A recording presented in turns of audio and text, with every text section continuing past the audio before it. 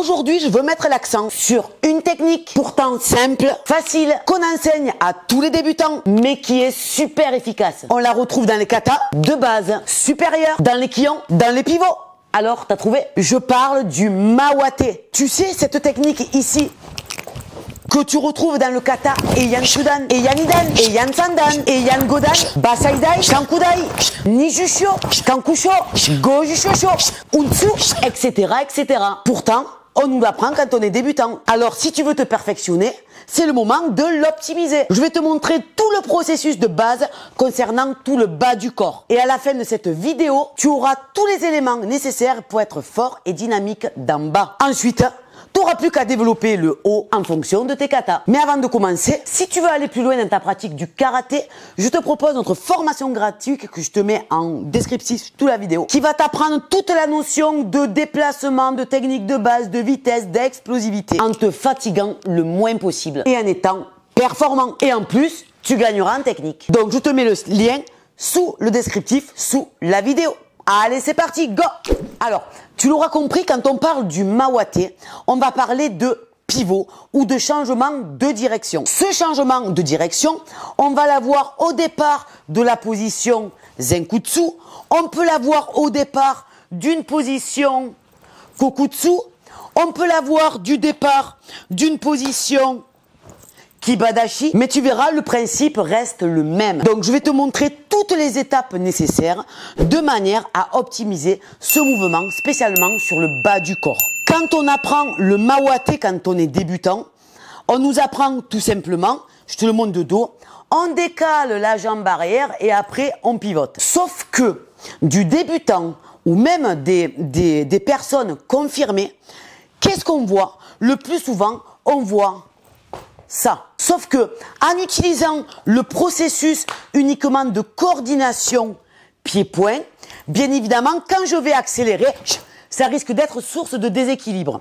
De plus, en utilisant cette méthode-là, on va solliciter uniquement la poussée de cette jambe pour lever le poids du corps, pardon, le pivot des hanches et surtout l'ancrage du pied dans le sol. Mais tu regarderas bien qu'en faisant ce système-là, il n'y a pas une trop grosse poussée au niveau de la jambe arrière. Sinon, on est tout le temps embarqué. Du coup, on va respecter ce qu'on nous a appris dès nos débuts du karaté. Premier temps, tu vois que mon pied avant est sur une ligne. Premier temps, je vais dépasser l'axe de mon pied avant. Tu vois? Évidemment, on restera pas là. Là, ici, on n'est pas confortable. Mais en premier, c'est ça. Mais mes épaules et mon ventre restent à l'opposé. Je ne fais pas, je croise ma jambe arrière et je tourne tout de suite. Sinon, en fait, derrière, tu n'as plus du tout de mouvement de hanche. Donc, la première étape, je croise, je dépasse l'axe du pied avant. Schlac. Mais mon bidou, il reste vraiment dans l'axe de mon pied avant. Maintenant, je vais t'optimiser cette étape-là, parce que le but, c'est pas de te montrer un Mawate de base, c'est de te présenter une autre technique. Souvent, qu'est-ce qui se passe? Je suis ici. Bon, c'est bon, Jess, on a compris, il fallait croiser. Ok. Sauf que la plupart des gens, vous en rendez pas compte. Mais ici, si on part du Zenkutsu, ça veut dire qu'on a fini par un système, boum, de propulsion. Qui dit propulsion, qui dit jambe arrière, boum, hyper tendu. Et tu as beaucoup de gens qui gardent cette jambe tendue et qui vont croiser, jambe tendue. Du coup, quand ils vont accélérer le mouvement, une jambe tendue qui a deux bras de levier, un long bâton, c'est une jambe qui va être lourde au démarrage de l'action. Sauf que moi, au démarrage de l'action, moi je veux le départ d'un sprinter. Moi je veux du bam, du starting block. Du coup, qu'est-ce qu'on va faire? Regarde bien, tu vas comprendre. Hop, je mets ici le bâton. Ok? Je vais devoir donc dépasser l'axe. Mais quand je dépasse l'axe, je vais te mettre le bâton plutôt de l'autre côté, tu comprendras un peu mieux. Je dépasse l'axe de mon pied avant. Sauf que je vais devoir juste passer au niveau du bâton. Le fait de passer, ça va me créer deux petits bras de levier. Tout ce qui est petit, c'est mobile à déplacer. Tout ce qui est long, c'est beaucoup plus long à mobiliser. Ok? Donc, du coup, je suis ici. Règle numéro 1, je vais juste fléchir, faire le transfert de poids sur ma jambe avant pour, tac, croisé. Du coup, si je te le montre un peu plus fluide, il y a la différence entre ça, t'as vu ma jambe elle est raide, et ça. Boum. Ce qui nous amène à l'étape numéro 2 du mouvement. Go! Étape 2 du mouvement. Tu l'auras compris, première étape, boum, le fait de croiser. Le bidou est vraiment là-bas. Deuxième étape du mouvement qui va être importante, et je vais te montrer deux façons de faire, c'est quoi? C'est qu'il va y avoir un ancrage du talon dans le sol. Ça veut dire que tu vois mon cochis, la pointe du pied là? Je vais pivoter autour. Ça veut dire que je vais mettre mon talon à l'opposition ici de ma direction. Le fait de venir ancrer le talon et de pivoter sur le cochis, dont le cochis c'est la pointe du pied, il va y avoir une grosse extension, une grosse poussée de cette jambe pour planter le talon là dans le sol. Et je suis vraiment, tu vois, à l'opposé du mouvement. Ce qui me crée l'opposition et la tension. C'est pour ça que je te disais, ça va être important dans la phase 1, que le ventre, il reste le plus longtemps possible là-bas. Parce que si tu es déjà là, bon, ben déjà, tu vas pousser, ok? Mais là, regarde ma hanche. J'ai très peu d'état de circulaire, ok? Et en karaté, dis-toi bien que plus tu as le temps de faire le mouvement, plus tu as du chemin à parcourir, plus tu as le temps de mettre de la vitesse, de la puissance, et nanana, ok? Du coup, qu'est-ce qu'on fait? Étape numéro 1, croise, le bidou est vraiment là-bas. Étape numéro 2, je décolle légèrement le talon, légèrement, je dis pas de faire ça, ok? Voire je fais glisser directement dans le sol, en poussant très fort ma jambe arrière, ici. Et mes muscles que je vais contracter en faisant ce système-là, ça va être que je vais contracter le quadri, l'ischio, et le fessier. Boum. Et attention à cette étape numéro 2, il y a une erreur cruciale que beaucoup de gens font. C'est quoi?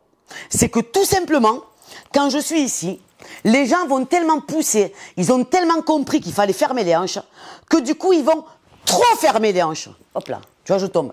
Le fait de trop fermer les hanches, ça va me créer un déséquilibre ici, là où j'ai pas, boum, d'appui. C'est le problème qui se passe.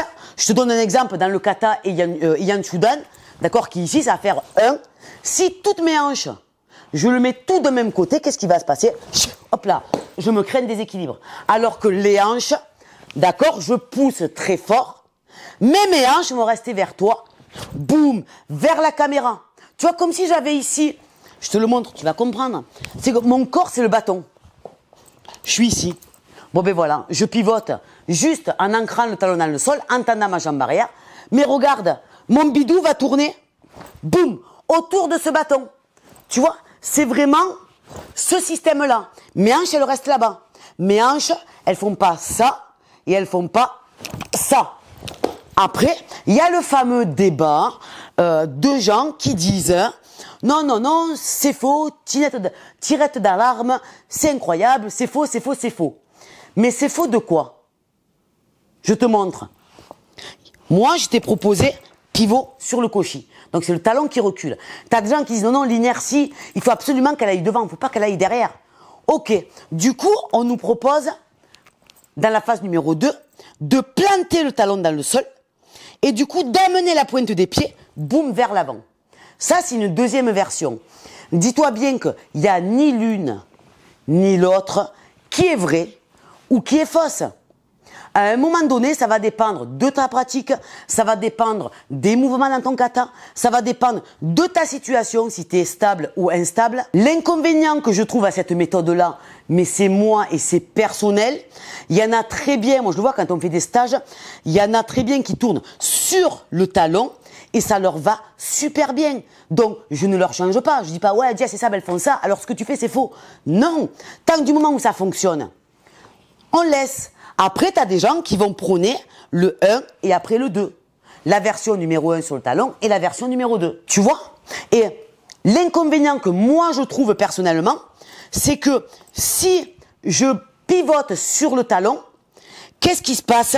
Je vais devoir lever un peu les pieds pour faire passer ici le pied vers l'avant. D'accord? Sauf que je suis pas assez souple des chevilles. Du coup, si je le lève, ça me crée une extension du genou. Tu vois? Du coup, quand je suis là, en fait, je ne peux pas me servir de l'extension et de la poussée que je t'ai dit tout à l'heure. Du coup, c'est juste un pivot. Parce que tout de suite, je suis sous tension. Que l'étape numéro 2, mais de la version 1 que je t'ai montré sur le Koshi, moi, ce que j'aime bien, c'est que en fait, tu gardes cette flexion. Tu gardes. Après, c'est un fudo, si tu veux. Lao, extension. Et c'est moi, ça qui va me propulser, d'accord, toute la dynamique qui va partir du bas du corps et qui va se déployer au niveau du haut du corps. Donc, je te résume, étape 2, Étape 1, c'est ça. Étape 2, soit on pivote sur le Koshi, on vient décliner. Soit l'étape 2, on pivote sur le talon et on vient, boum, avancer. Troisième variante, tu as des gens qui vont démarrer en premier par le talon, d'accord, pivot sur le talon. Deuxième temps, Koshi. Mais moi, ce que je regarde, c'est la netteté en finition de mouvement. Moi, quand je regarde, moi personnellement, ok, si je pivote sur le talon, ça veut dire que moi, j'ai toute l'inertie qui part sur le talon. Ça veut dire que j'ai tout qui part vers l'avant. Du coup, j'ai pas de verrouillage de mouvement, tu vois, pour moi. Mais attention, je suis une fille, je fais 1m50, je fais 50 kilos, tu vois. Il y a beaucoup de paramètres à en rendre en compte. Du coup, moi, qu'est-ce que je fais? Pour simplifier mon processus, parce que moi, ce que je veux faire, c'est que je veux que ça envoie, je veux que le mouvement, il décalque, je veux que le mouvement, il déchire, même si je prends de l'âge, même si je m'entraîne beaucoup moins, moi, je veux que ça pète. Et le tout, je veux me fatiguer le moins possible. Du coup, je trouve que cette version-là, le fait de pivoter sur le talon, moi, elle m'intéresse parce que le talon va ancrer, oui, vers l'arrière, mais le point ou la technique va aller, tu vois, en opposition. Et ça me crée une tension et un verrouillage naturel. On a vu l'étape 1, on a vu l'étape 2, je vais te montrer une troisième étape que souvent, on oublie et même on n'y pense même pas. Oui, Jess, c'est bon, on a compris, c'est juste 1, tu décales, et puis 2, tu fais tes déclinaisons, soit sur le talon, soit sur le Koshi. Ok, sauf que, on a parlé d'une jambe, on a parlé de cette jambe, mais pour optimiser, qu'est-ce qu'on peut faire en pensant à quelque chose de plus? Regarde, je suis ici, on pense très fort à celle-là, comme on a vu, mais une fois que j'ai pensé à celle-là, comment je commence à pivoter, si je pense à celui-là, à ouvrir ce genou de manière explosive, en fait, je vais utiliser l'inertie de l'extension, l'inertie de ma rotation, plus l'inertie de cette jambe, ce genou qui vient ouvrir pour m'aider dans la continuité. Boum, de mes hanches. Et attention, en faisant ce système-là, de pas trop engager les hanches, d'accord? On l'a vu, il faut rester ici 45 degrés. Du coup, je te le remontre, étape 1. Étape 2, talon, genou, hanche, plus excitation, ouverture du genou, ouverture du pied. Ça fait quoi? Ça fait que, en fait, je vais utiliser toutes les parties de mon corps, tous mes muscles. Je travaille sur des chaînes musculaires. Ok? C'est comme si tu voyais un sprinter qui se focalise, qui est focus que sur une jambe, tu sais, pam pam, et l'autre, elle s'en fout, pam pam, et l'autre, elle s'en fout. En fait, il va pas optimiser le mouvement. Lui, ce qu'il veut, le sprinter, c'est vraiment, c'est pipam, pipam, pipam. Et dans toutes les phases positives et les phases négatives, phases positives, et ainsi de suite. Eh ben, nous, c'est pareil ce qu'on fait en karaté. On optimise chacun des mouvements. Donc, je te répète, phase 1, phase 2, extension, phase 3, boum. Et on oublie un truc très important qu'il faut faire attention dans la phase 3, qui est l'ouverture du genou. C'est qu'en fait, à un moment donné, il va falloir s'asseoir. Parce que si tu t'assois pas, qu'est-ce qui se passe? Tu vas me dire, oui, je le sais. Oui, je sais que tu le sais. Moi aussi, je le sais. Mais pourtant, parfois, je fais l'erreur. Qu'est-ce que je fais? Je m'excite sur mes jambes, mais je pense pas à m'asseoir. Du coup, boum, je pars complètement à l'opposé. Déséquilibre, ok? Donc, je m'excite phase 1, je m'excite phase 2, je m'excite phase 3, et je m'excite phase 4. Et là, tu vas avoir un mouvement qui va gagner en fluidité, qui sera beaucoup plus dynamique et en plus qui sera, boum, massif et stable. Maintenant, si je te le mets dans le contexte des katas, tu vas comprendre très simple. Exemple, Heian Shudan. Bon ben voilà, truc très simple, comme ça, moi, il y en a pour tout le monde, ok, sur la chaîne YouTube. Je suis ici, je dépasse l'axe, bon ben ça c'est très bien, je suis ici. Soit je fais talon, soit je fais Koshi. Regarde, tout ce qui est Eian Godan, Kankudai, Goju Shosho, ce que tu veux. Basaidai, c'est les mêmes mouvements. Exemple, Eian Godan. Allez, je suis ici. Boum. Premier temps, qu'est-ce que je fais? Je croise. Deuxième temps, je décline. C'est exactement ce que j'ai fait tout à l'heure en étant focus sur mon bas du corps. Sauf que derrière, je joue sur mes ouvertures au niveau des bras. Basaidai, c'est pareil. Basaidai, quand je suis ici, je sais plus où on est dans le kata, pim, pam, là c'est pareil. Finalement, ce mouvement-là, c'est quoi? C'est un mawate. Premier temps, je croise. Deuxième temps, je décline. Bon ben voilà, sauf que là, il y a mon ouverture de bras. Et après, boum, je décline. Mais du coup, moi, je suis focus sur mon bas du corps. Plus la vitesse de bras. Tu vois, le bas du corps, c'est exactement le même. Ce sont les katas, c'est juste les mouvements du haut du corps qui vont changer. Dans Goju Shosho, c'est pareil. Dans Goju Shosho, quand je fais 1, 2, 3, pareil. Ouverture et bam, tu sais, ce mouvement-là. Que tu retrouves même dans d'autres katas, il n'y a pas que dans Goju Shosho, ok? Goju Shodai, il est vers le bas, mais c'est le même principe. Eh ben, c'est pareil. Je suis dans mon système de mawate. Donc, je suis ici. En premier, je viens ouvrir, le bidou toujours là-bas, et après, je fais ma déclinaison, mon pivot des hanches, mon pivot de genou, et je viens, là, m'asseoir. Regarde, je vais te montrer ces mouvements plus fluides et plus dynamiques, parce que là, au final, je te l'ai décomposé, parce qu'à un moment donné, il faut le décomposer, le hacher, entre guillemets, pour qu'on puisse bien comprendre et surtout pour se muscler dans toutes les phases du mouvement, sur tous les angles articulaires. Ok. Par exemple, Eian Shudan. Allez, je te le fluidifie, ça fait ça. 1. Ici. Si je te prends Eian Godan, je te le fluidifie. Je suis ici. Ok. J'ai oublié de m'asseoir. D'accord? Quand je t'explique. T'as vu l'erreur que j'ai fait, boum, je suis parti. Donc ça arrive à tout le monde, mais pourquoi? Parce que j'ai mis mon corps dans un état de survitesse qu'il n'est pas habitué à faire. Et qu'est-ce que j'ai fait? Je me suis planté, j'ai oublié mon processus, le fait de m'asseoir. Je te le remontre maintenant pour éviter de me recasser la figure. Et là, je vais mieux le faire. Voilà, c'est un peu mieux. Tu vois? Je te prends en dessous, vitesse de bras, les jambes. Hop, je ne me suis pas assis. Je refais. Ah, là, c'était mieux. Et je refais mon processus dans tous les pivots, dans tous les katas de mon niveau. Et crois-moi, un mawate qui est à la base ce qu'on apprend aux débutants, finalement, on l'optimise parce que c'est un mouvement phare qu'on retrouve dans Tekion et dans les kata. Donc tu vois, c'est pas compliqué. Après, si tu veux aller encore un peu plus loin, je te mets la vidéo ici qui est vraiment complémentaire à cette vidéo ici que tu viens de regarder. C'est comment gagner en puissance dans tes mouvements. Et tu vas voir que vraiment ça se relie sous un autre angle, mais tu verras que c'est super, super, super efficace. Ok? Donc travaille tout ça point par point. Va voir la vidéo qui suit parce qu'elle est hyper complémentaire. Et je te jure que tu vas revivre ton karaté, tes katas, tes kiyons et même l'ipponkumite si tu en as besoin après pour tes passages de grade. Ok? Je te dis à très très bientôt pour notre vidéo. Gros bisous. Bye bye.